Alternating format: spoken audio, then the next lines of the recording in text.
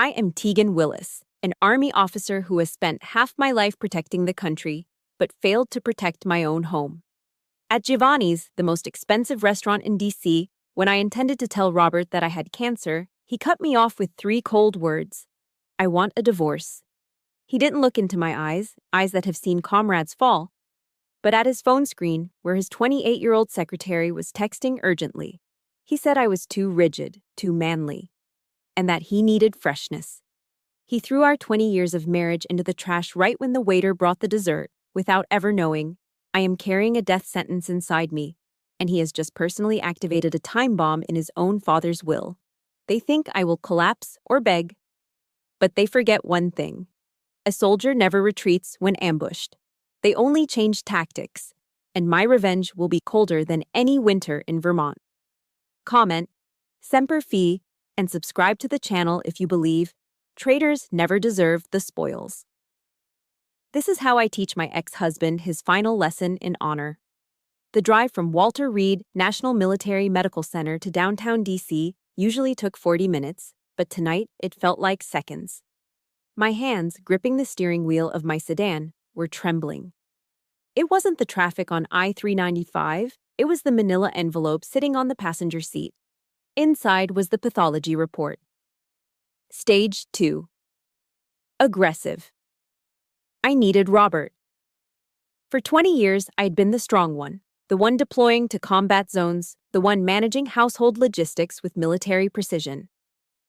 But tonight, the lieutenant colonel needed to be just a wife. I parked the car, checked my reflection in the rearview mirror, pale, tired, but composed, and tucked the medical file into my oversized leather tote. Giovanni's was dimly lit, smelling of truffle oil and old money. It was the kind of place where senators made backroom deals and lobbyists courted clients. Robert was already seated at our usual table near the window, swirling a glass of Pinot Noir. He looked impeccable. A bespoke navy suit, a silk tie, and a haircut that probably cost more than a private's monthly salary. He was the picture of a successful DC partner. But as I approached, he didn't stand up. He didn't smile. He checked his Rolex.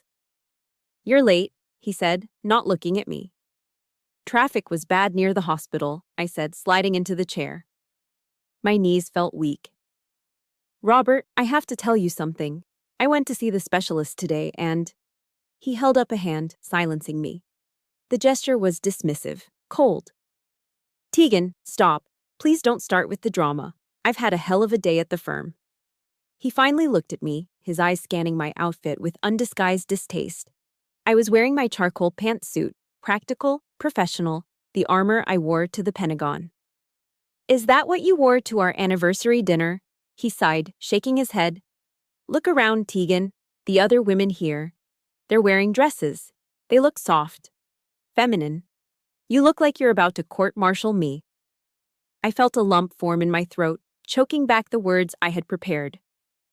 "I have cancer." The words died on my tongue. "I came straight from work," I managed to say, clutching my napkin under the table to hide the tremors in my hands.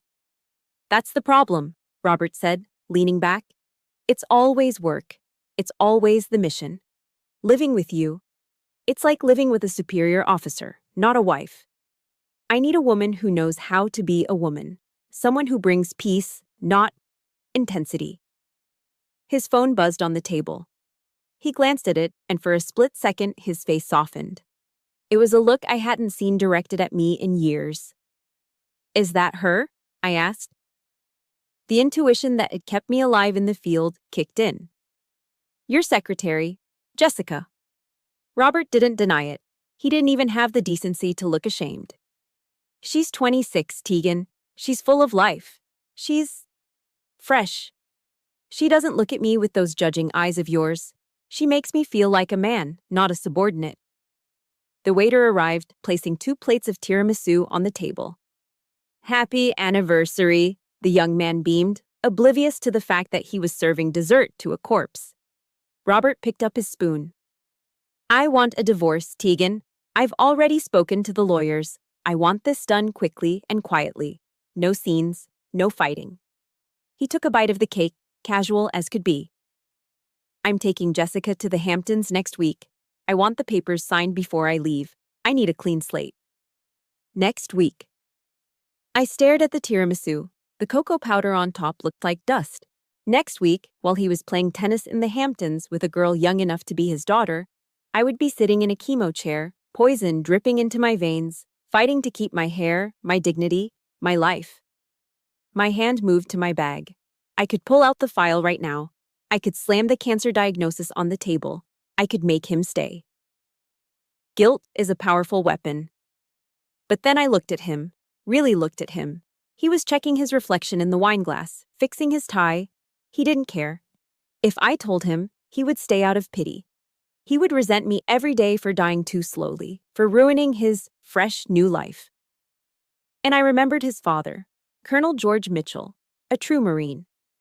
I remembered the conversation we had years ago about the trust fund, the morality clause. If that boy ever dishonors his vows, George had said, he doesn't get a dime of my legacy. Robert didn't know. He was so arrogant, so sure of his inheritance, that he had never read the fine print. If I told him I was sick, the divorce might be paused. The clause wouldn't trigger. But if I let him walk away, if I let him abandon me for a mistress while I was dying, he would be digging his own financial grave. A strange calm settled over me. It was the calm of a sniper waiting for the wind to settle. I released the medical file in my bag. I grabbed a pen from my purse instead. I took the white linen cocktail napkin from under my water glass. "You're right, Robert," I said. My voice was steady, void of emotion. "You deserve that freshness." I signed my name on the napkin in bold black ink. Tegan Willis. "You have your freedom," I said, sliding the napkin across the table like a signed treaty. "Go to the Hamptons. Be happy." Robert blinked, surprised by my surrender. He smiled, a relieved, triumphant smile. "I knew you'd be reasonable. You're always so pragmatic. That's why I married you." He signaled for the check, eager to leave, eager to call Jessica. He stood up, buttoning his jacket. "I'll have the papers sent to the house tomorrow. You'll need to move out, of course. I'm selling the place." He walked away without looking back. He didn't see me sitting there, alone, with an untouched dessert and a terminal diagnosis. He didn't know that by walking out that door, he had just declared war on the wrong soldier. I whispered to the empty chair, "Semper Fi, Robert. But you were never faithful." I picked up my bag. The war had begun. And I had the ultimate weapon, his own father's will, and the silence he had forced upon me. 48 hours. That was the timeline given to me by the process server who showed up at my door at 0700 hours the morning after our dinner. He didn't look me in the eye, just handed me a thick envelope embossed with the logo of a Shark-tier law firm. Not Robert's firm, but one of his rivals. Professional courtesy, I supposed. The letter inside was clear, drafted in cold, unyielding legalese. It was an emergency motion for exclusive use and possession of the marital residence. The reasoning? To prevent psychological conflict and maintain a stable environment. It was a masterclass in gaslighting. I was the one with cancer. I was the one who had paid the mortgage for 15 years out of my army salary, while Robert blew his bonuses on sports cars and tailored suits. Yet, I was the one being designated as the stressor that needed to be removed. I didn't fight it. I didn't have the energy to fight a legal battle and a biological war simultaneously. I went to Home Depot, bought 20 cardboard boxes, and began to dismantle my life. By noon on the second day, the living room was a maze of brown cardboard. I was packing my dress blues, my formal uniform, folding the dark fabric with the gold braid carefully, treating it with more respect than my husband had treated our vows. I placed my shadow box, heavy with the bronze star and the meritorious service medal, on top of a stack of books. Then, the front door opened. They walked in together. Robert, looking annoyed, and Jessica, looking like she was on a shopping spree. She wasn't wearing business attire today. She was wearing designer yoga pants and an oversized sweater, clutching a Starbucks cup like it was a scepter.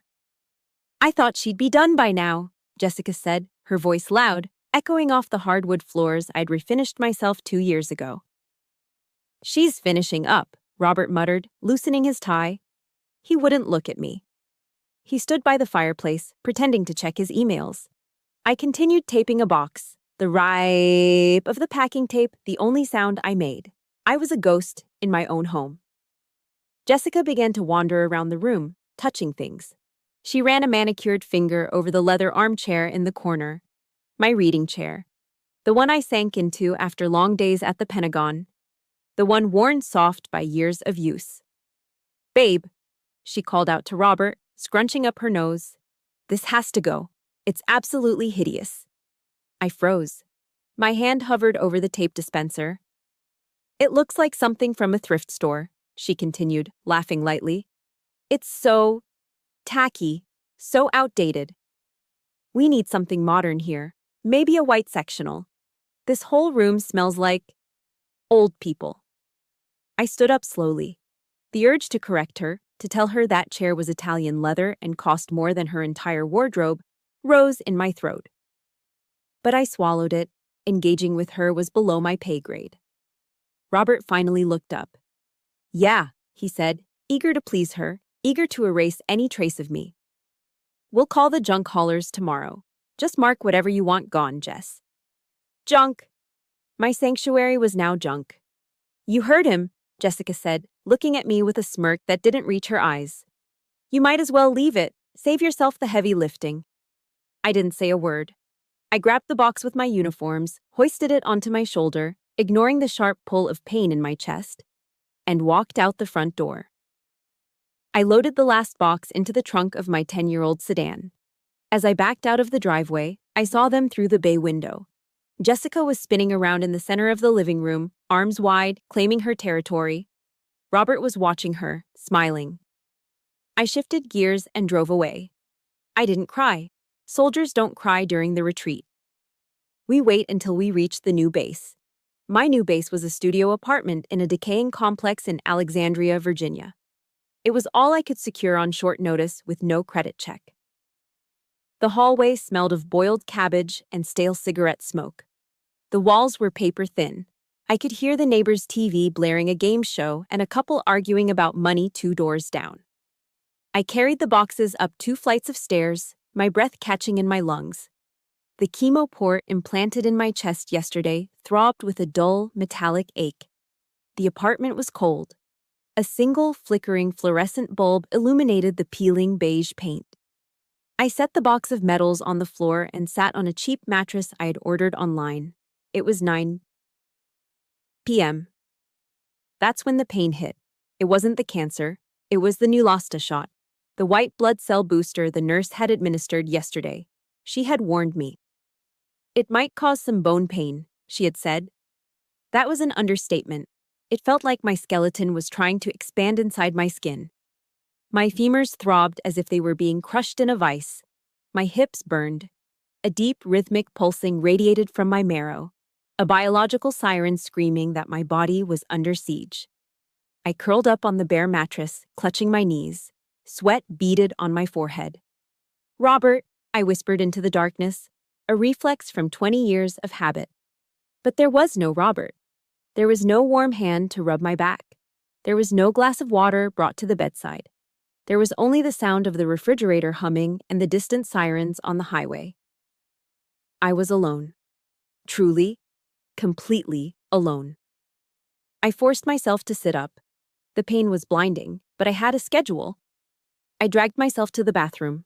The lighting was harsh, unflattering. I looked at the woman in the mirror. My hair was thinning. My skin was gray. My eyes were hollow. Get it together, Willis, I hissed at my reflection. I opened the medical kit on the sink. Alcohol swabs. A pre-filled syringe of blood thinners. Another joy of the treatment. I pinched the skin of my stomach, just as the nurse had taught me. My hands were steady now. The trembling had stopped. I pushed the needle in. The burn was sharp, grounding. It cut through the bone pain, a focused point of agony that I could control. I pushed the plunger down, withdrew the needle, and tossed it into the sharps container. I walked back into the main room. I couldn't sleep. The pain was too loud. I opened the box marked desk. I pulled out a framed photo from our wedding day. Robert and I under the crossed swords of the honor guard. We looked so young, so invincible. I looked at it for a long moment, then placed it face down on the nightstand. The glass made a sharp click against the cheap laminate wood. Then, I reached into my bag and pulled out the large envelope from Walter Reed. I took out the X-ray film of my chest, the one showing the shadow on my lung. I took a piece of blue painter's tape and stuck the X-ray to the wall, right opposite the bed where the wedding photo should have been. This was my reality now. Not the man who betrayed me, not the house I lost, but the enemy inside my chest. I lay back down, staring at the ghostly image of my own ribs under the streetlights filtering through the blinds. The bone pain throbbed, a relentless drumbeat. "You are a soldier, Tegan," I said to the empty room, my voice cracking but firm. "You do not die, not like this, not for them." I closed my eyes and prepared to endure the night. The first battle of the war had been lost, but I was still standing, and tomorrow I would begin to sharpen my knife. They call it the Red Devil. That's the nickname for doxorubicin, the chemotherapy drug dripping into my veins at the Walter Reed National Military Medical Center. It's a bright, terrifying crimson, looking less like medicine and more like engine coolant. Tuesday, Rs 800 hours. While Robert was presumably waking up in crisp Egyptian cotton sheets in the Hamptons, I was sitting in a vinyl recliner in Bethesda, watching poison enter my body to kill the other poison growing inside me. The infusion center was quiet, save for the rhythmic beeping of IV pumps. I was the only patient there alone. To my left, a young Marine with lymphoma had his wife holding his hand. To my right, an elderly veteran had his daughter reading to him. I had my phone and a bottle of lukewarm ginger ale. "Doing okay, Colonel?" the nurse asked, adjusting the drip. She was kind, but her eyes held that professional pity I was starting to despise. "I'm fine," I lied. The metallic taste in my mouth, like I had been sucking on old pennies, was already starting. The drive home was the real battle. Navigating I-495 traffic while nausea rolled over me in waves required more focus than any tactical operation I'd ever planned. My 10-year-old sedan had no shocks, and every pothole felt like a physical assault. I made it as far as the parking lot of my shabby apartment complex before I lost the fight. I barely got the door open before I leaned out and retched onto the hot asphalt. I sat there for a long time, gripping the steering wheel, sweat stinging my eyes. A neighbor walked by, a guy in a stained undershirt walking a pit bull. He stared at me, then looked away, disgusted. I wanted to yell, "I'm a lieutenant colonel in the United States Army, I matter." But I didn't have the breath. I just wiped my mouth with a fast food napkin and dragged myself upstairs. 2 weeks later, the fallout truly began. I was in the shower when it happened. I ran my hands through my hair to rinse out the shampoo, and when I pulled them away, they were covered in wet, blonde clumps. I stared at my hands, the water mixing with tears. I didn't know I was crying. It wasn't just hair. It was my armor. It was the last thing that made me feel like me. I turned off the water and stepped out, dripping wet, shivering in the drafty bathroom. I looked in the mirror. Patchy. Mange-ridden. Defeated. I didn't think. I couldn't let the cancer take it piece by piece. That was a surrender. I opened the cabinet and found Robert's old electric beard trimmers, one of the few things he'd forgotten to pack. I plugged them in. The buzz was loud in the small, tiled room. Bzzzt. The first pass took a strip right down the middle. I looked like a reverse mohawk. Bzzzt. The sides. Bzzzt. The back. 10 minutes later, Tegan Willis was gone. A stranger stared back at me. Her scalp was pale, vulnerable. Her eyes looked too big for her face. I looked like a chemo patient. There was no hiding it now. I sat on the cold tile floor, surrounded by piles of wet, blonde hair, and reached for my phone. I needed a distraction, a connection, anything. I opened Instagram. The algorithm, cruel and efficient, put it right at the top of my feed. A photo posted by Jessica. Location: the Hamptons. It was a close-up of her hand holding a mimosa glass against a backdrop of a pristine golf course. But the focus wasn't the drink. It was the ring on her finger. I stopped breathing. It was a vintage diamond ring, platinum setting, old European cut. It wasn't a new ring. It was the ring. It was Robert's grandmother's ring, the one his mother had worn for 40 years, the one I had worn for 20. Robert had asked for it back for cleaning a month ago. I had given it to him, trusting him. Jessica's caption read, "Finally found my forever. True. Love. Blessed. Heirloom. Upgrade. Upgrade." She was calling herself an upgrade while wearing my history on her finger. She was drinking champagne while I was bald and vomiting in a bathroom in Virginia. I felt a vibration in my hand. A text message popped up from Brenda, a mutual friend from the Officers' Wives Club. I hadn't heard from her in weeks. Brenda. "Hey Tegan, I just wanted to give you a heads up. Robert was at the club yesterday. He's telling everyone you guys split because you're having some kind of mental breakdown. He said you're menopausal and unstable and that he feared for his safety. Just thought you should know." My vision blurred. It wasn't the tears this time. It was pure, unadulterated rage. He wasn't just leaving me. He was rewriting history. He was painting me as the crazy ex-wife to justify his affair. He was using my age, my biology, my service-induced stress against me. He was stripping me of my reputation just as the chemo was stripping me of my hair. This is the moment where I ask you, have you ever been kicked while you were down? Have you ever watched someone steal your life while you were fighting to survive? If you are on my side in this war, please hit that like button right now. It helps more than you know, and leave a comment saying, "I stand with Tegan," so I know I am not fighting in this trench alone.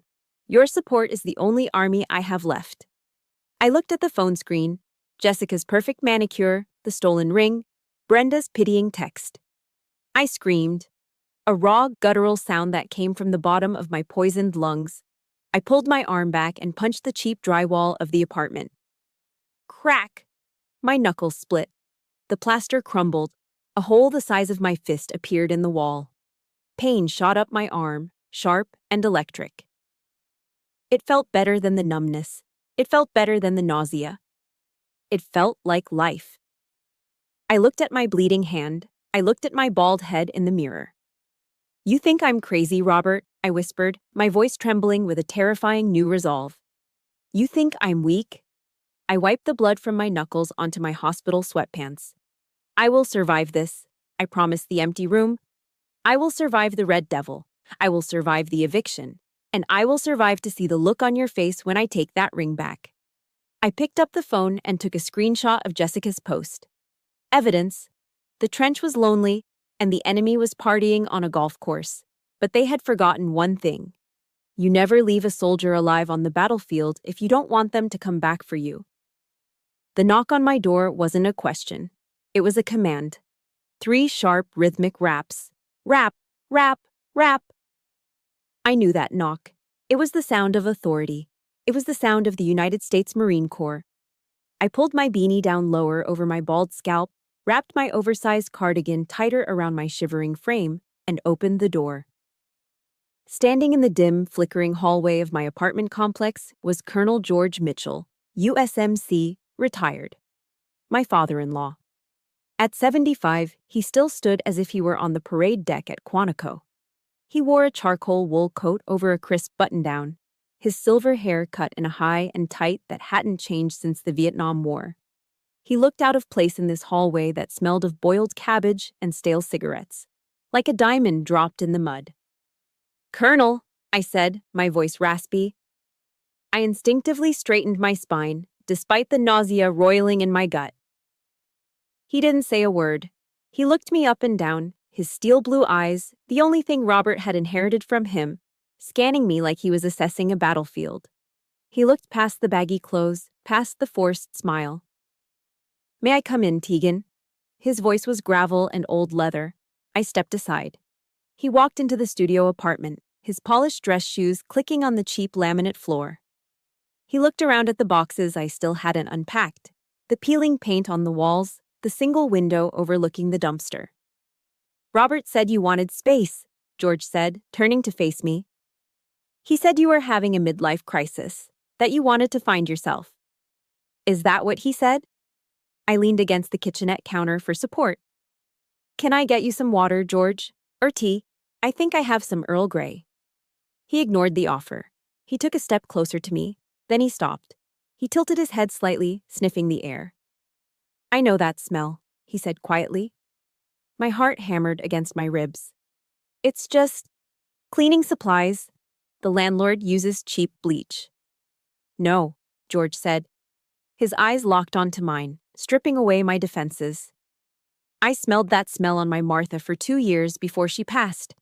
It's the smell of metal, the smell of chemicals, the smell of a fight. He reached out, his hand hovering near my head. Take off the hat, Tegan. George, please. That is an order, Lieutenant Colonel. My hand trembled as I reached up. I pulled the gray wool beanie off. The silence in the room was deafening. George stared at my bald head, at the pale skin stretched tight over my cheekbones, at the dark circles under my eyes that no amount of concealer could hide. Stage 2, I whispered. Breast cancer. Aggressive. I'm in the middle of chemo. The stoic mask of the Marine colonel crumbled. His jaw trembled. Tears, hot and fast, welled up in his eyes and spilled over his weathered cheeks. Oh, God, he choked out. He crossed the distance between us in 2 strides and pulled me into a hug. It wasn't a polite social hug. It was a desperate embrace. He held me tight, burying his face in my shoulder, shaking with silent sobs. I didn't know, he wept. I didn't know. I didn't want you to worry, I said, patting his back, comforting him just as I had when his wife died 10 years ago. He pulled back, gripping my shoulders. His eyes were red, but the fire was back in them. Does he know? Does my son know? I shook my head. I tried to tell him at dinner. He cut me off. He asked for a divorce before I could get the words out. He said I was too hard, too old. George's face darkened. The grief was replaced by a cold, terrifying rage. He left you? While you are fighting this? He's moving Jessica in. He's taking her to the Hamptons. He thinks he's finally free to live the life he deserves. George turned away, pacing the small room. I failed, he muttered to himself. I raised a son of a bitch.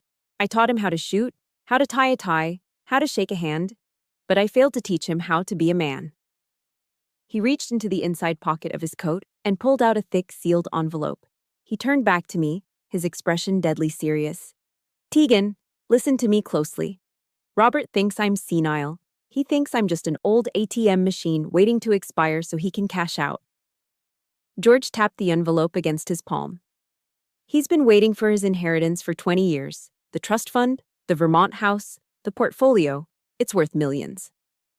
I know George, he talks about it all the time. He doesn't know about the amendment I made 5 years ago, George said, his voice dropping to a conspiratorial whisper. After I saw how he looked at other women at the club, after I saw how he took you for granted. He handed me the envelope. It was heavy, wax sealed. This is a copy of my last will and testament, George said. Inside there is a clause. Section 4, paragraph B, the morality clause. I looked at him, confused. What does it say? It says that the beneficiary, my son, only inherits the estate if he maintains an honorable standing in his marriage and community. If he divorces his spouse without just cause, or if the dissolution of the marriage is proven to be a result of his own infidelity or abandonment during a time of crisis, he gets nothing. My breath hitched. Nothing? Not a damn dime, George growled. It all goes to the Wounded Warrior Project.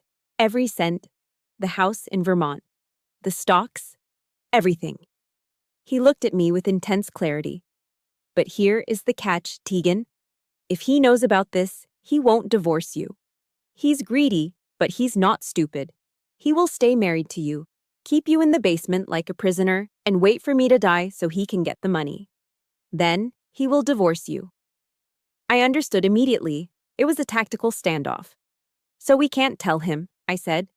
Exactly, George nodded. We need him to finalize the divorce. We need him to put it on paper that he is leaving you for another woman. We need him to nail his own coffin shut. He took my hand, the one with the split knuckles from punching the wall, and squeezed it. He threw you away like garbage, Tegan. He dishonored the vows. In my eyes, you are my child. You are the one with the honor. You are the soldier. This feels like a trap, I said, looking at the envelope. It is a trap, George smiled, but it wasn't a nice smile. It was the smile of a commander looking at an enemy walking into an ambush. And he is walking right into it. He smoothed the lapel of his coat. I'm old, Tegan. The doctors say my heart is failing. I might not make it to next Christmas, but I swear to you, I will live long enough to see justice done. He walked to the door, then paused. He looked back at me, bald, sick, living in a box, but standing tall. Don't beg him, George commanded. Don't ask for help. Let him think he's won. Let him think he's the king of the world. I will, I promised. Give him hell, Tegan, he whispered. Semper Fi. Semper Fi, Dad. He closed the door. I heard his footsteps fade down the hallway. I looked down at the envelope in my hands. It wasn't just paper. It was a weapon. Robert had the youth, the money, and the mistress. But I had the general. I walked over to the wall where my X-ray was taped. I slid the envelope behind a loose floorboard under my bed. Go ahead, Robert, I said into the silence. Dig your grave. I've got the shovel right here. The notifications on my phone were relentless. Ding, ding, ding. I was lying in my rented studio, nursing a cup of herbal tea that did nothing to settle the chemical nausea in my stomach. It had been 3 days since my hair fell out. 3 days since George handed me the envelope. I picked up the phone. It wasn't a text from a friend. It was a notification from TikTok. The algorithm, in its infinite cruelty, had decided that since I once stalked Jessica's public profile, I clearly wanted to see every single update she posted. The caption read, Vermont Reno, turning this gloomy dungeon into a chic farmhouse dream. Demo day. Vermont life. New chapter. My stomach dropped. I tapped the screen.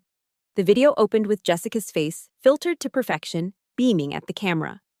She was wearing a white hard hat that looked ridiculous on her, paired with pristine designer overalls that had clearly never seen a day of labor. Hey guys, she squealed, her voice grating against my headache. So we are finally at the cabin in Vermont. And oh my God, you guys, it is so depressing in here. Like, literally a haunted mansion vibe. But don't worry, we are fixing it. The camera flipped around. I gasped. The air left my lungs as if I'd been punched in the gut. The Mitchell family cabin was a sanctuary. It was built in the 1920s, constructed from hand-hewn American oak and chestnut. The walls were dark, rich, and smelled of wood smoke and history. It was where Robert's grandfather had cleaned his rifle. It was where George had taught Robert to fish. It was where I had spent 20 Christmases, feeling safe, feeling home.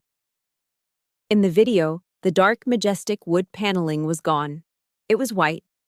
Jessica had painted everything. The beams, the wainscoting, the hand-carved mantel, a blinding, sterile, soulless white.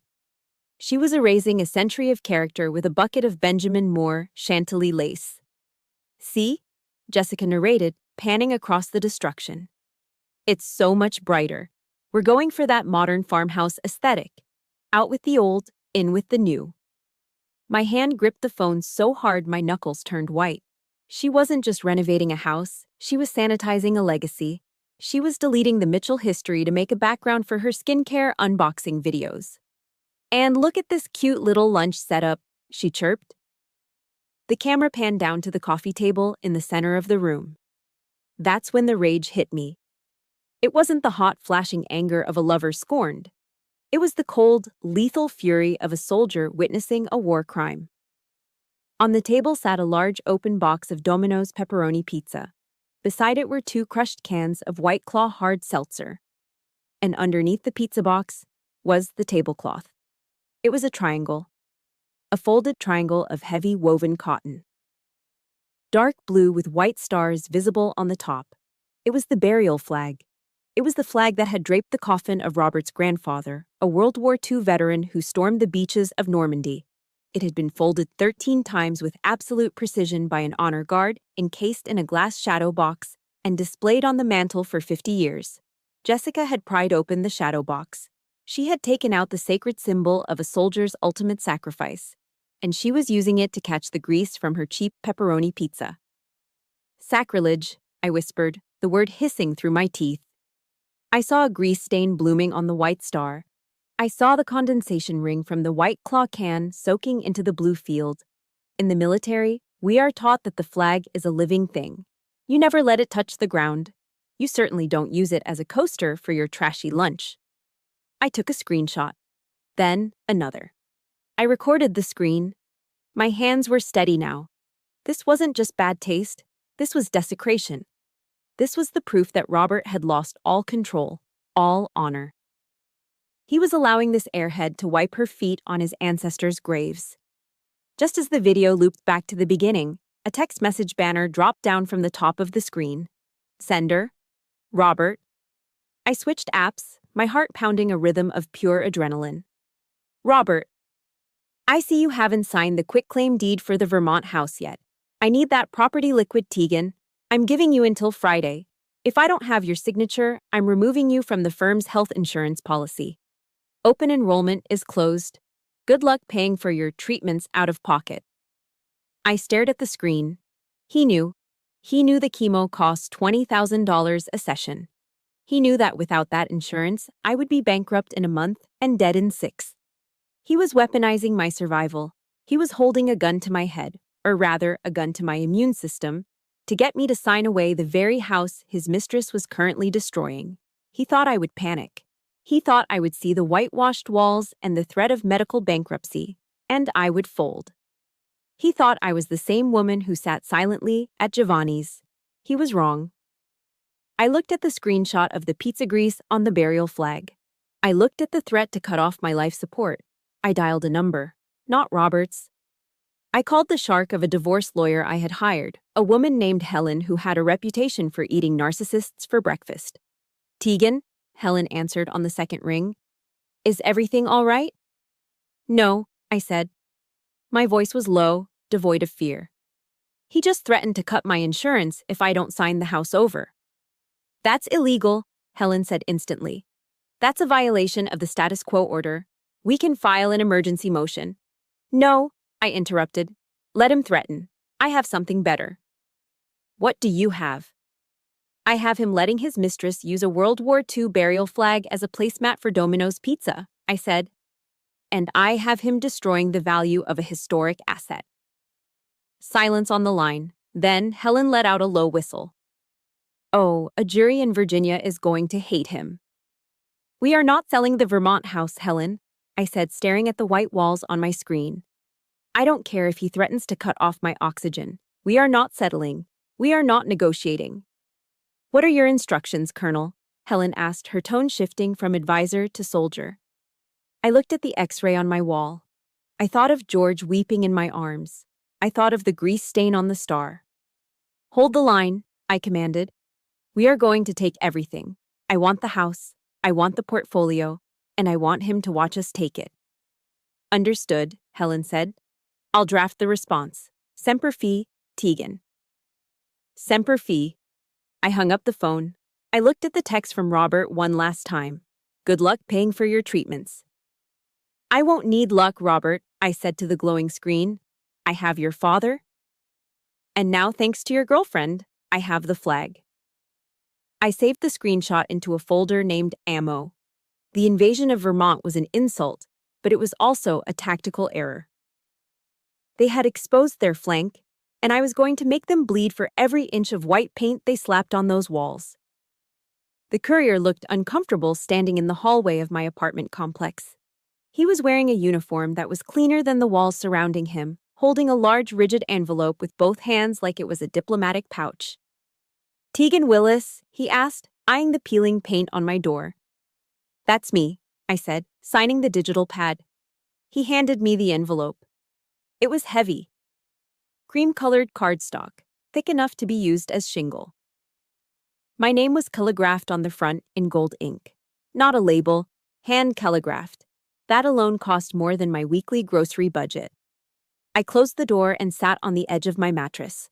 I ran a finger under the wax seal, a custom monogram, M and J. I pulled out the card. It was a masterpiece of pretension. Heavy letterpress, gold foil edges, font that screamed old money, even though the intentions behind it were cheap. The future Mr. and Mrs. Robert Mitchell request the honor of your presence at an engagement and housewarming celebration. Location: the Mitchell Estate, Vermont. Dress code: black tie. Optional. I stared at the words, the future Mrs. Mitchell. We weren't even divorced yet. The ink on the filing papers was barely dry, and he was already printing invitations for his next wedding. And the Mitchell Estate? It was a cabin, a beautiful, historic cabin, yes, but calling it an estate was just Robert trying to project a Kennedy-esque fantasy onto a stolen inheritance. My phone buzzed on the nightstand. Caller ID, Robert. I hesitated. My hand hovered over the red decline button. I didn't want to hear his voice. I didn't want to hear the gaslighting. But then, I remembered Colonel George's advice. Let him dig his grave. I swiped green and put it on speaker. Did you get it? Robert's voice filled the small room. It was loud, slightly slurred. In the background, I could hear the distinct clink of ice against crystal and the murmur of a jazz playlist. He was drinking. I got it, I said, keeping my voice neutral. An engagement party, Robert? Really? We're still married. Formalities, he scoffed. I heard him take a sip of something. My lawyer says the judge will sign off any day now. Besides, Jessica wanted to celebrate. She's done such a great job with the house, Tegan. You wouldn't recognize it. It's modern. It finally has class. I looked at the screenshot in my gallery, the grease-stained burial flag. Class? Why send me an invite, Robert? I asked. You threw me out. You threatened my health insurance. Why invite me? Courtesy, he drawled. It's the polite thing to do. Shows we're amicable. Good for optics. He paused, and his tone shifted. It dropped lower, becoming nastier, stripped of the fake pleasantries. But honestly, Tegan, don't come. Excuse me? I sent it because I had to, he hiccuped slightly. But do us both a favor and just send a gift. Well, you look rough, Tegan. I saw you leaving the pharmacy the other day. The bald head, the pale skin, it's depressing. You look like a walking ghost. I gripped the edge of the mattress. You'd be a buzzkill, he continued, cruel and casual. This is a party for beautiful people, for the future. Nobody wants to look at a sick ex-wife while they're drinking champagne. It ruins the aesthetic. Tears pricked my eyes, but they were hot, angry tears, not sad ones. Is that all, Robert? No, he said, and his voice took on a greedy, excited edge. I just wanted you to know, Dad's not doing well. The doctors say it's congestive heart failure. He's kicking the bucket soon, Tegan, maybe before Christmas. My heart stopped. George. And you know what that means, Robert laughed, a sound that made my skin crawl. Once the old man checks out, the trust releases, the Vermont house, the portfolio, everything. It's all mine and Jessica's. So, stay in your little apartment. Fade away. I've won. Click. The line went dead. He hung up. He sat there, drunk on scotch and hubris, celebrating his father's impending death because it meant payday. He thought the morality clause didn't exist. He thought he was untouchable. I sat in silence for a long time. The humiliation of his words about my appearance burned, but the rage at his disrespect for his dying father burned hotter. I stood up and walked to the small stack of belongings I had unpacked. I reached for the one book I had carried through 3 deployments in Iraq, my pocket Bible. The cover was worn leather, softened by sand and sweat. I opened it. I didn't need to search. The pages fell open to the bookmark I had kept there since Fallujah. Psalm 144, verse 1. I read it aloud to the empty room. My voice wasn't raspy anymore. It was low and dangerous. Blessed be the Lord my rock, who trains my hands for war and my fingers for battle. I looked at the invitation again. The gold foil glinted under the harsh fluorescent light. He wanted me to stay away because I was ugly, because I was a reminder of his betrayal, because I was depressing. He wanted a fight? No, he wanted a massacre. He wanted to bulldoze me. But he forgot that you don't judge a soldier by their haircut. You judge them by their aim. I picked up a pen. I flipped the RSVP card over. Name, Latins Cole, Tegan Willis. Accepts with pleasure. I stared at the card. For the first time in months, since the diagnosis, since the eviction, since the first drop of the red devil entered my veins, I smiled. It wasn't a nice smile. It was the smile of a predator who just watched the prey walk into the trap.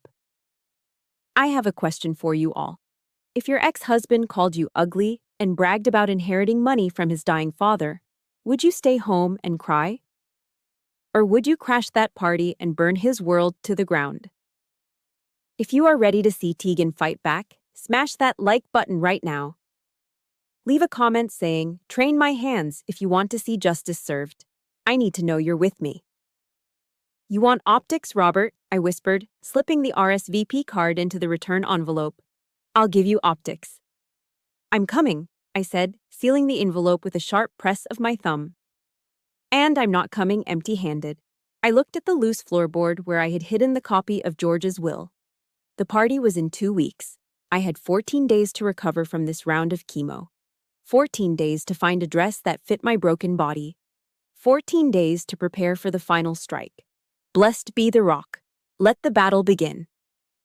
The wig sat on a styrofoam head on my bathroom vanity. It was a masterpiece of synthetic engineering, blonde, shoulder length, perfectly highlighted to mimic the hair I had lost. It cost $600. It was soft, bouncy, and undeniably feminine. It was exactly the kind of thing Robert wanted. It was a lie. I stared at it, then at my reflection in the mirror. The woman looking back at me was pale. Her cheekbones were sharper than they used to be, carved out by weight loss and nausea.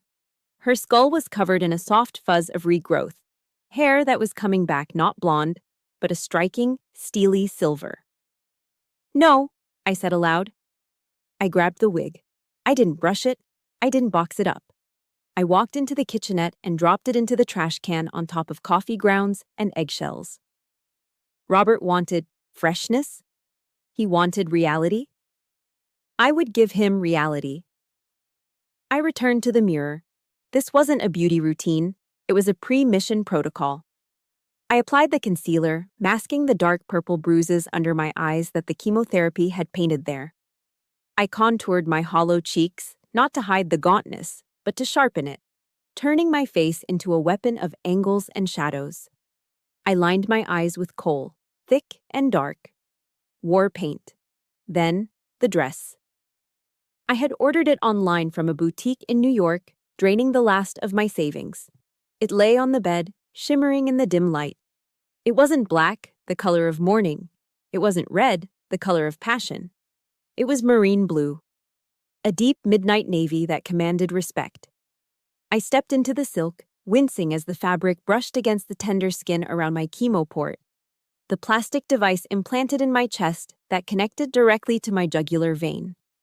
The dress had a high neckline that concealed the port perfectly, while the back plunged low, revealing the muscles I'd built over 20 years of service. I zipped it up.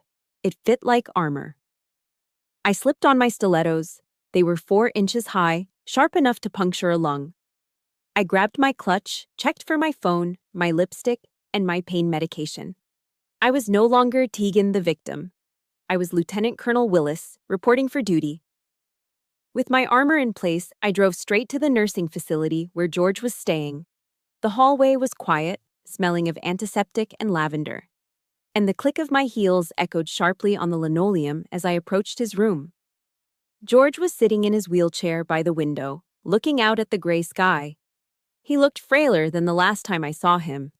The heart failure was taking its toll, stealing the breath from his lungs bit by bit. "Colonel," I said softly. He turned. His eyes widened as they took in the silver hair, the blue dress, the steel in my spine. He didn't see a sick woman. He saw a soldier in dress blues. "My God," he whispered, a smile breaking through his oxygen mask. "You look dangerous, Tegan." "That's the plan, sir." He reached into the pocket of his cardigan and pulled out a thick manila envelope. The same one he had shown me weeks ago. The copy of the will. The death warrant for Robert's future. I had my lawyer notarize the timestamp on the morality clause. George wheezed, his hand shaking as he held it out. "Just in case Robert tries to contest it later, it's bulletproof." I took the envelope. It felt heavy in my hands, heavier than any rifle I had ever carried. This was George's legacy. It was his life's work, and he was entrusting me to detonate it. "He thinks you're dying, George," I said, my voice tight. "He called me drunk. He's celebrating it." A shadow crossed George's face, but he nodded slowly. "I know. Let him celebrate. It makes the fall that much harder." He gripped my hand with surprising strength. His skin was paper-thin, cold to the touch. "Tegan," he rasped, "tonight is not about money. It's about honor. It's about teaching that boy that actions have consequences. He thinks he can throw people away. Show him he's wrong." "I will." "Give him hell, Tegan," he commanded, his eyes burning with that old Marine Corps fire. "Yes, sir. Give him hell." I kissed his forehead. It felt like saying goodbye. I turned and walked out, clutching the envelope against my chest. I didn't look back. I couldn't.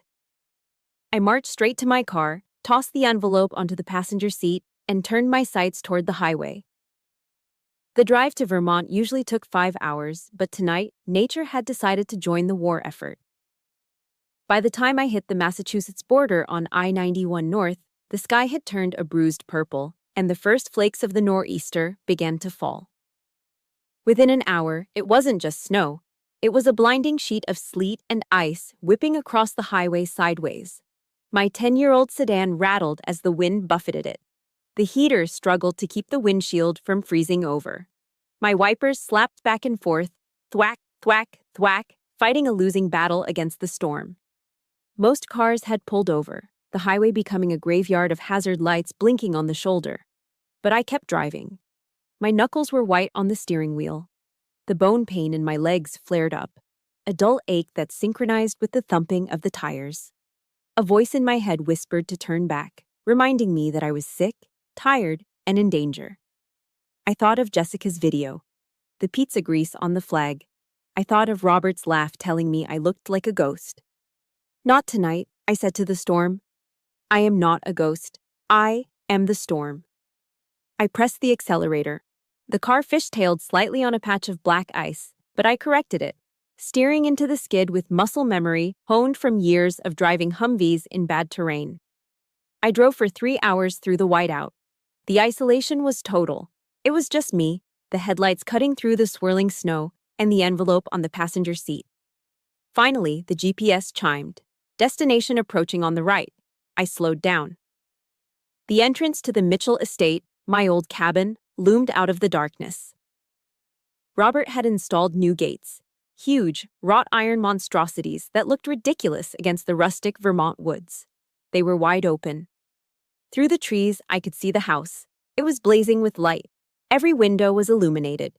Expensive cars, Range Rovers, Porsches, Mercedes, lined the long driveway, their hoods already dusted with snow. I pulled my battered sedan up to the valet stand. The valet, a teenager shivering in a parka, looked at my car with confusion. It was rusted, covered in road salt, and made a distinct rattling noise compared to the luxury fleet behind me. I killed the engine. The silence was sudden and heavy. I checked the mirror one last time. The silver hair was sleek. The war paint was perfect. The eyes were cold. I grabbed the envelope. I grabbed my clutch. I opened the car door and stepped out into the freezing wind. The cold bit through the thin silk of my dress, but I didn't shiver. The fire inside me was burning too hot. I walked toward the front door, the sound of jazz music and laughter spilling out into the night. They were warm. They were happy. They were oblivious.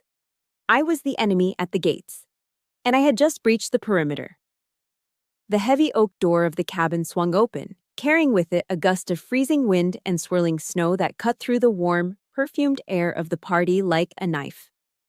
I stepped across the threshold, my stilettos clicking sharply on the hardwood floor. The same floor Jessica had painted a soulless, blinding white. The room was packed with DC's social climbers, junior partners from Robert's firm, and a handful of hangers-on who would drink anyone's champagne. A live jazz quartet was playing softly in the corner, providing a soundtrack to the laughter and the clinking of crystal. But as the cold wind swept through the room, the laughter died. Heads turned. Conversations halted mid-sentence. The jazz band trailed off into an awkward silence. I stood in the entryway, the snow melting on my shoulders, the marine blue silk of my gown shimmering under the chandelier. I knew what they saw. They didn't see the Tegan they expected, the frantic, abandoned wife in a pantsuit. They saw a woman with silver hair cropped close to her skull, wearing war paint on her eyes and a dress that clung to her like a second skin. "Is that Tegan?" someone whispered near the buffet table. "My God, look at her hair," another murmured. I didn't look at them. My eyes scanned the room until they locked onto the target. Robert was standing by the whitewashed fireplace, a glass of scotch in one hand and Jessica's waist in the other. He looked flushed, happy, the king of his little stolen castle. Jessica was wearing a white cocktail dress that looked suspiciously bridal, the vintage diamond ring flashing on her finger. Robert dropped his hand from Jessica's waist. His mouth fell open. The color drained from his face, leaving him looking gray and old. He set his glass down on the mantel, right where the flag case used to be, and rushed toward me, his movements jerky and uncoordinated. "What the hell are you doing here?" he hissed, grabbing my arm. His breath smelled of expensive scotch and fear. "I told you not to come. You're making a scene." I looked down at his hand on my arm, then up at his eyes. My expression didn't change. "Unproliferate, Robert, or I will break your wrist." He flinched, releasing me as if I were red-hot metal. "Get out," he whispered furiously, glancing over his shoulder at his guests. You look like a freak.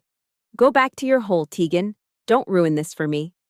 Jessica appeared at his elbow, looking me up and down with a sneer that twisted her pretty face.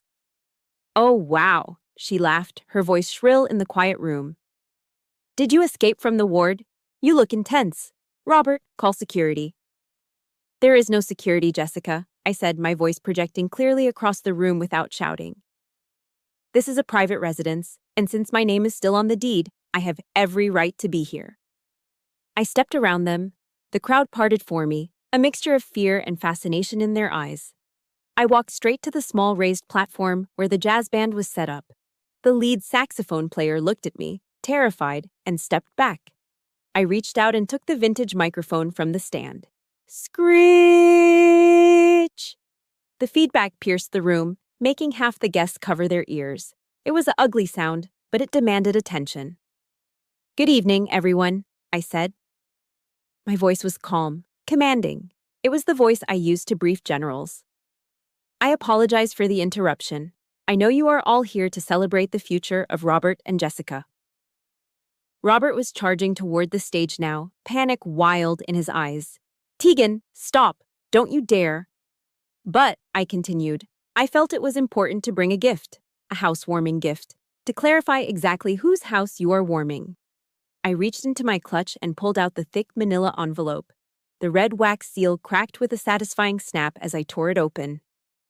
"Robert has told you all that his father, Colonel George Mitchell, is near death," I said, locking eyes with Robert, who had frozen at the foot of the stage. "He has told you that he is celebrating his imminent inheritance, $5 million, the portfolio, and this estate." A murmur rippled through the crowd. Robert looked like he was about to vomit. "However," I said, unfolding the legal document, "Robert seems to have forgotten a crucial detail of the Mitchell family trust, specifically the morality clause." "Stop her!" Robert screamed, looking around for help. "She's crazy. She's on drugs." "Section 4, paragraph B," I read, my voice cutting through his shouting. "In the event that the primary beneficiary dissolves his marriage due to his own infidelity, abandonment, or dishonorable conduct, he shall be immediately disqualified from the estate." The room went deathly silent. You could hear the wind howling outside. I have here, I held up a second packet from the envelope, date-stamped photographs of Robert Mitchell and Jessica Davis entering the Hotel Monaco on dates that correspond to my chemotherapy sessions. I have credit card receipts. I have text messages. I looked at Jessica. She wasn't sneering anymore. She looked like a deer in headlights. And, I continued, delivering the payload, the will states clearly that in the event of disqualification, 100% of the assets, including this house, the stocks, and the cash, are to be liquidated and donated immediately to the Wounded Warrior Project. I dropped the papers on the floor. They scattered like autumn leaves at Robert's feet. You don't get the house, Robert, I said, my voice dropping to a whisper that echoed in the silence. You don't get the money. You don't get the legacy. You are disinherited. For a second, nobody moved. The weight of the words hung in the air. Then, the explosion happened. It didn't come from Robert, it came from the future Mrs. Mitchell. Jessica spun around, her face contorted in pure, unadulterated horror. She grabbed Robert by the lapels of his tuxedo. What did she say? She shrieked, her voice cracking. Robert, what did she say? You told me it was $5 million. You told me the house was ours. Jess, baby, wait, she's lying. Robert stammered, his hands shaking. You said he was dying and we would be rich, Jessica screamed, shoving him backward. He stumbled, knocking over a tray of champagne flutes. Crash! The sound of shattering glass punctuated her fury. I painted this damn house for you. I put up with your boring stories for a year. You told me you had the money. The crowd gasped. The mask had fallen. The soulmate narrative dissolved instantly into the ugly reality of greed. It's gone, Jessica, I said from the stage, watching the chaos with cold satisfaction. It's all going to the veterans. The only thing Robert owns is the suit on his back and the lease on a Porsche he can no longer afford. Jessica looked at me, then at Robert. She looked at the ring on her finger, the ring that was now the only asset he had left. You loser! She spat at him. She turned and stormed toward the door, grabbing her coat from the rack. Jessica, wait! Robert yelled, humiliating himself further as he scrambled after her. I stood alone on the stage, the microphone still in my hand. The guests were staring at me with wide eyes, some in shock, some in awe. I looked at the white walls, the desecrated fireplace, the shattered glass. The air in the room had changed. It wasn't warm anymore. It was cold, hard, and clean. Semper Fi, I said into the mic. I dropped the microphone. It hit the floor with a dull thud. The silence that followed wasn't awkward. It was the silence of a battlefield after the final shot has been fired. The enemy was routed. The objective was secured. And I was still standing. The exodus was swift. In the high society circles of Washington, D.C., poverty is a contagion. And Robert Mitchell had just been diagnosed as patient zero. I stood by the desecrated fireplace and watched the friends who had been drinking Robert's champagne 5 minutes ago scramble for the door. They didn't say goodbye. They didn't make eye contact. They just grabbed their furs and their designer coats, eager to distance themselves from the stench of a disinherited man. The last one to leave was Jessica. She didn't run. She stood in the center of the whitewashed living room, staring at Robert with eyes that were no longer wide with adoration, but narrowed with calculation. She was doing the math, and the numbers didn't add up. Jess, Robert stammered, stepping toward her, his hands outstretched. Baby, listen. We can fight this. The old man is senile. I'll get a new lawyer. We can contest the will. Jessica laughed. It was a dry, brittle sound. She looked down at the vintage diamond ring on her finger, the only asset of value left in the room. And for a second, I thought she might throw it at him. Instead, she twisted it. Contest it with what money, Robert? She asked, her voice dripping with disdain. She just said everything goes to charity. The accounts are frozen, the house is gone, you're radioactive. But we have each other, he pleaded, desperate to salvage the fantasy. I did this for us, for our fresh start. I didn't sign up for a start in a rental apartment, Jessica sneered. I signed up for the Mitchell estate. I signed up for a life where I don't have to work. She pulled out her phone and tapped the screen furiously. My Uber Black is here. Don't call me Robert. Seriously, delete my number? She turned on her heel, the white bridal-style cocktail dress swirling around her legs, and marched out into the snow without looking back. The heavy oak door slammed shut with a finality that shook the window panes. And then, there were two. The silence that descended on the cabin was heavy, broken only by the howling of the nor'easter outside and the ragged breathing of the man standing in the ruins of his life. Robert didn't chase her this time. He knew it was over. He walked unsteadily to the console table, grabbed a bottle of scotch by the neck, and took a long, desperate pull. Liquor spilled down his chin, staining his tuxedo shirt. He turned to me.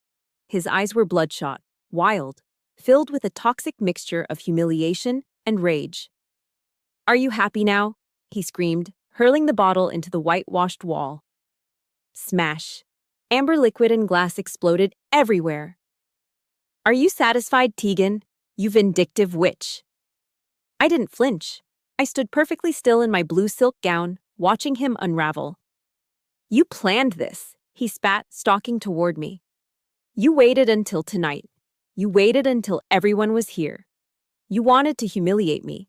You wanted to destroy my life because I stopped loving you." He stopped inches from my face, his breath hot and acrid. "Why are you so cruel? Why are you so evil? You wanted to kill me, didn't you? You wanted to watch me die inside." I looked at him. Really looked at him. I saw the lines of selfishness etched around his mouth. I saw the hollowness in his eyes. He truly believed he was the victim. He truly believed that my reaction to his betrayal was the crime, not the betrayal itself. "I didn't want to kill you, Robert," I said. My voice was low, void of any emotion. No anger, no sadness, just facts. I reached up to the neckline of my marine blue gown. My fingers found the zipper. "And I'm not the one dying." I pulled the silk fabric down, exposing my left shoulder and the upper part of my chest. Robert recoiled as if I had pulled a knife. There, just below my collarbone, the skin was pale and translucent, and protruding from underneath it was a hard, plastic lump. The port-a-cath. The device was ugly, surrounded by fresh, yellow-purple bruising from yesterday's infusion. A thin, terrifying tube ran from the port, tunneling under my skin directly into my jugular vein. It was the mark of the beast. The mark of cancer. Robert stared at it. His eyes bulged. His mouth opened and closed, but no sound came out. "Stage 2, I said, tracing the bruise with my finger. "Invasive ductal carcinoma. Aggressive. I started chemotherapy the week you served me with the eviction notice." "No," he whispered, shaking his head. "No, that's not true." "I tried to tell you," I continued, my voice hard as granite. "At Giovanni's. I had the file in my bag. I started to speak. But you cut me off. You told me I was too rigid. You told me I wasn't fresh enough. You ordered dessert while I was trying to tell you I was fighting for my life." The reality hit him like a physical blow. His legs gave out. He collapsed onto the floor, amidst the shattered glass and the spilled scotch. He looked up at me, and the arrogance was gone. In its place was a terrified, pathetic child. Tears streamed down his face, mixing with the sweat and the alcohol. "Tegan," he choked out. He reached for the hem of my dress with a trembling hand. "Oh my God, I didn't know. Baby, I swear, I didn't know." "You didn't want to know," I corrected him, stepping back so his hand couldn't touch the silk. "I can fix this," he blubbered, wiping his nose on his sleeve. "We can fix this. I'll fire the lawyers, I'll take care of you, I'll drive you to the appointments. Please, Tegan, don't leave me here. Not like this. I'm sorry. I'm so sorry." He was begging. The man who had mocked my appearance on the phone, the man who had threatened to cut off my health insurance, the man who had let his mistress use his father's flag as a napkin, was now on his knees, begging for salvation. But he wasn't crying for me. He was crying because he was alone. He was crying because he was broke. He was crying because he needed a nurse, not a wife. I looked down at him. I felt a strange sensation in my chest. I waited for the pity to come. I waited for the old love, the 20 years of history, to soften my heart. But there was nothing. Just a cold, clean emptiness. I looked at the port in my chest, then back at him. You aren't sorry you hurt me, Robert, I said. You're sorry you lost the money.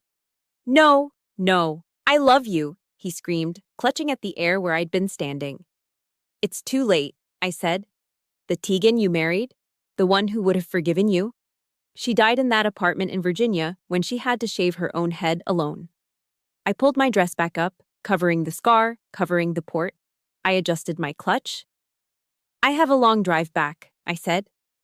And I have chemo on Tuesday. Unlike you, I have a battle to win. I turned my back on him. Tegan, wait, he wailed, his voice breaking. Semper Fi, you said Semper Fi, always faithful, you promised. I stopped at the door. The wind was howling louder now, eager to rush in and freeze the rot inside this house. I looked over my shoulder. He was a heap of black tie and misery on the floor. Semper Fi, Robert, I whispered. But you were never faithful. I opened the door and walked out into the storm. The snow hit my face, cold and sharp. But it felt good. It felt like baptism. I left the door wide open behind me, letting the winter claim the house, the memories, and the man who had tried to bury me. Clang, clang, clang. The sound of the brass bell mounted on the wall of the Walter Reed Infusion Center was the sweetest sound I had ever heard. It echoed through the sterile hallway, louder than the beeping monitors, louder than the hushed conversations of doctors. Way to go, Colonel, a young nurse cheered, wiping a tear from her eye. I stood there, my hand still gripping the braided rope. My hair was no longer a silver fuzz. It was a textured, intentional pixie cut, thick and strong. The color had returned to my cheeks. The port in my chest had been removed yesterday, leaving behind only a small, pale scar, a medal of honor from a war fought in silence. No evidence of disease, the oncologist had said, closing my file. 3 words, but they held the weight of the world. I walked out of the hospital doors and into the humid Maryland air. I didn't get into a car to drive to a lonely apartment. I got into my car to drive home. 6 months had passed since the night of the storm. The Vermont cabin didn't look like a farmhouse dream anymore. It looked like a home. The blinding white paint Jessica had slapped onto the exterior was peeling in places, but I hadn't fixed it yet. I was too busy fixing the people inside. I pulled into the driveway, the gravel crunching under my tires. The Mitchell Estate sign was gone. In its place stood a simple, hand-carved wooden sign, the George Mitchell Sanctuary for Women Veterans. On the front porch, where Jessica had once posed for TikToks, 2 women were sitting in rocking chairs.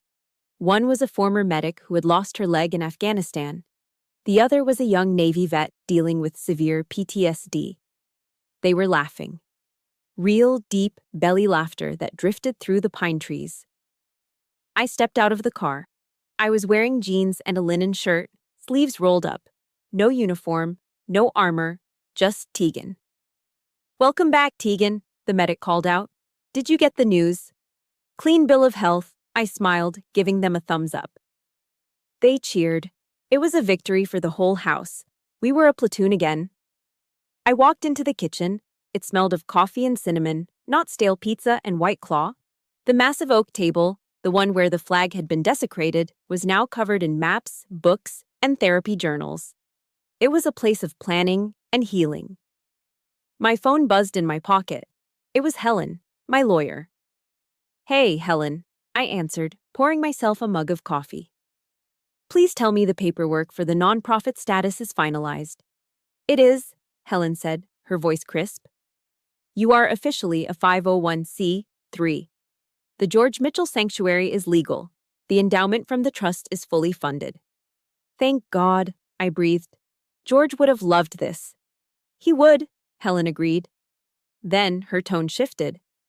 I also have an update on the other matter, since you asked me to keep tabs. Robert? Yes, Robert.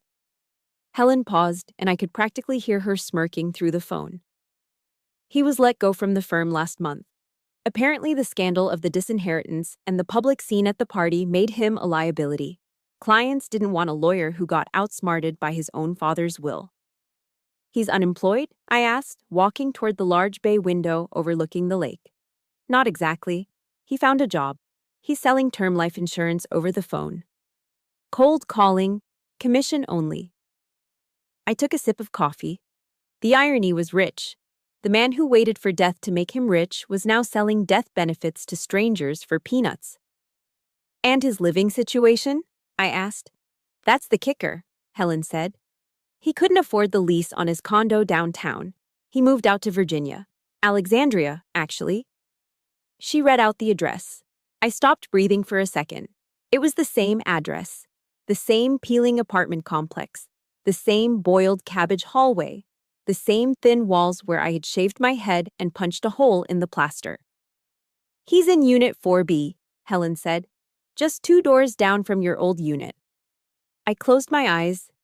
Karma wasn't just a concept. It was a boomerang. Robert was now living in the very hell he had forced me into. He was sleeping on a cheap mattress, listening to the neighbors argue, realizing exactly what he had thrown away. Thanks, Helen, I said. That's sufficient. Do you want me to send him a card? Helen joked. No, I said. Silence is louder. I hung up the phone. I walked over to the mantel. The fireplace was restored, the white paint stripped away to reveal the warm brick underneath. In the center of the mantel sat a new shadow box. Inside was a neatly folded American flag, the one that had draped George's coffin 3 months ago. He had passed away peacefully in his sleep just weeks after I took over the house. We gave him a full military funeral. Taps was played. The rifles fired 3 volleys. And when the Marine Honor Guard folded the flag, they didn't hand it to Robert, the weeping, disinherited son standing awkwardly in the back. They handed it to me. Next to the flag lay his Navy Cross, and a small handwritten note he had left for me in the envelope that night. To my daughter Tegan, the only Mitchell with a spine.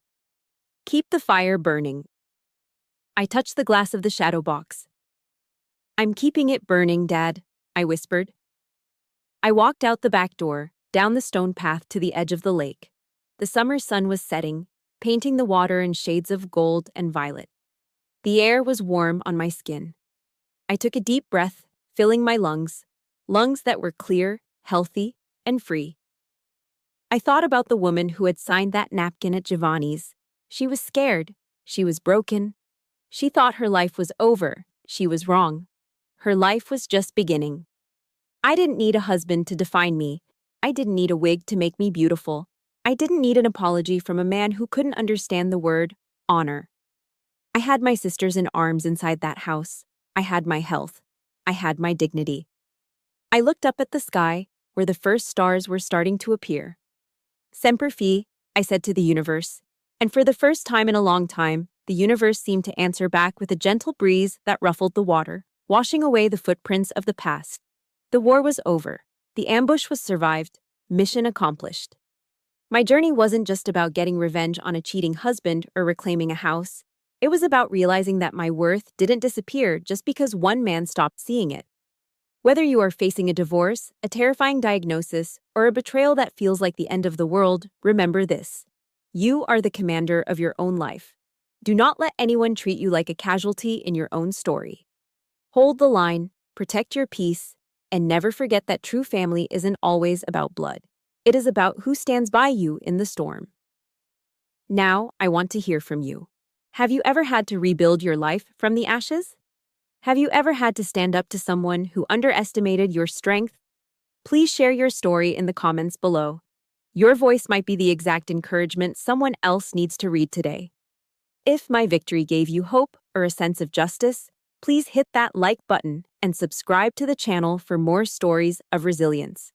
Let's build a community where loyalty and honor still matter. Until next time, stay strong and semper fi.